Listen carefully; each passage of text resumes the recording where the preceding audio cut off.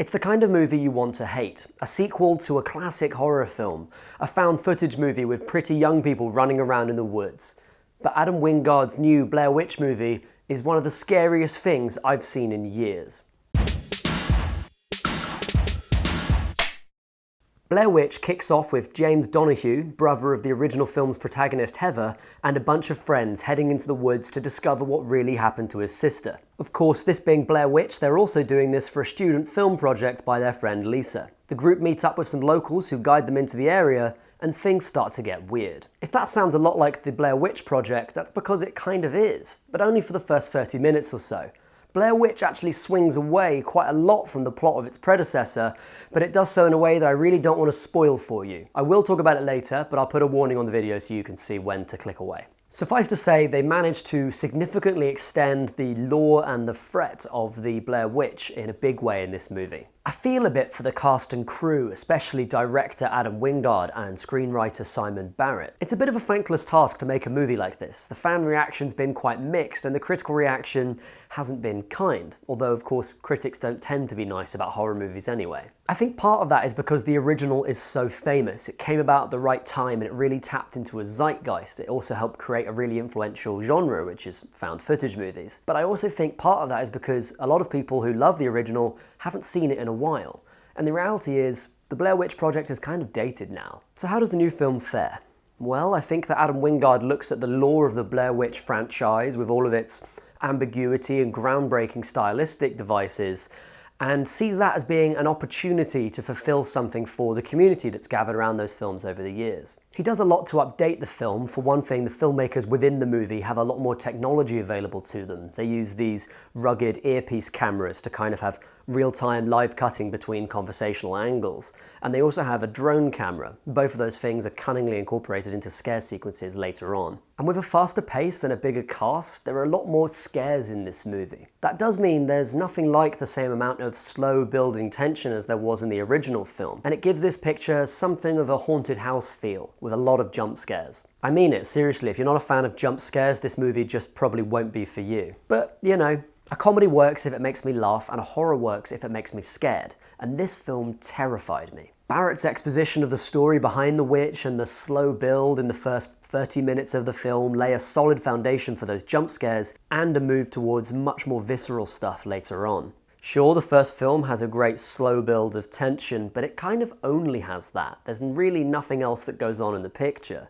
This film, by comparison, manages to have a really strong climax at the end, while leaving a lot of questions unanswered, you know, introducing that ambiguity that is part of the Blair Witch tradition.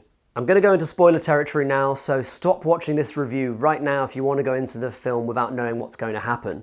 That's how I recommend seeing it, because you'll be terrified. So for me, the best thing about this film is the way in which Wingard and company update the Blair Witch herself. In the Blair Witch Project, she's an invisible force, arranging rocks and tying together twigs in threatening ways. That's okay if you believe that nothing is scarier, but I want to see my monster on screen, even if, and actually preferably, just for a moment. So I'm quite happy that Wingard shows the witch on screen. She's this horrific figure swaying and twitching in the wind with these long, pale, distended limbs, a sort of grubby white smudge on the edge of your vision. The Witch of Wingard's film is a very real physical presence. She can make time run in loops, she can turn paths back on themselves, turn the forest into a kind of infinite and inescapable place. Is it right that we see the witch on screen?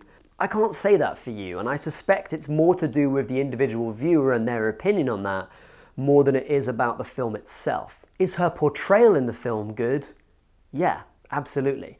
And I actually think it builds on stuff that's very heavily implied in the original Blair Witch Project, but which they couldn't do for budgetary or time reasons. After all the build-up with a sun that never rises and paths that turn back on themselves, when I finally saw the witch, I was terrified. And that's what I think horror should be. Something that inspires a sort of visceral gut reaction of utter dread. The last third of the movie in particular is really stellar because Lisa and James stumble upon the house where Heather disappeared at the end of Blair Witch Project. James goes inside, gets lost, sees visions of people standing in the corners and a kind of horrific version of Heather, And meanwhile, Lisa finally sees the Blair Witch outside, and it's so horrifying she runs in, but instead of going up, she goes into the basement. She gets lost in these tunnels under the house, and she finally finds herself stuck in the dark with only the light of the camera to kind of see by, and she breaks down. And at that moment, I just started thinking about how many different kinds of horror Wingard throws at the audience in this movie. I mean, we've got body horror with Ashley's cut, we've got psychological horror with Lane's paranoia, we have a kind of slasher feeling with the disappearing characters,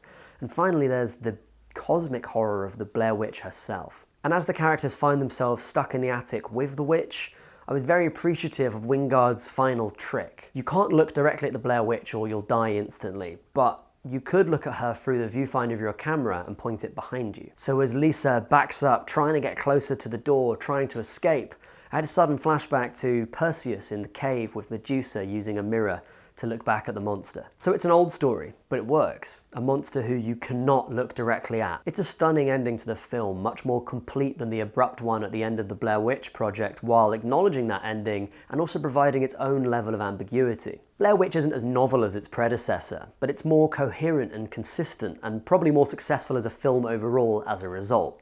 Wingard manages to follow up a truly original horror classic that no one wants to admit has aged kind of badly. And maybe the film is a bit rough around the edges, it has too many jump scares, it's too loud. But it's a film that's so terrifying I couldn't sleep after watching it. And that says something. Thanks for watching my review, hope you enjoy the film. Do let me know down below if you saw the movie and if you want to talk about anything in it. Beware of spoilers, do try to mark them if you can, because a lot of people won't have seen the movie. That's all from me. Click subscribe to get the next review when it comes out, and I'll see you next week. Have a good one.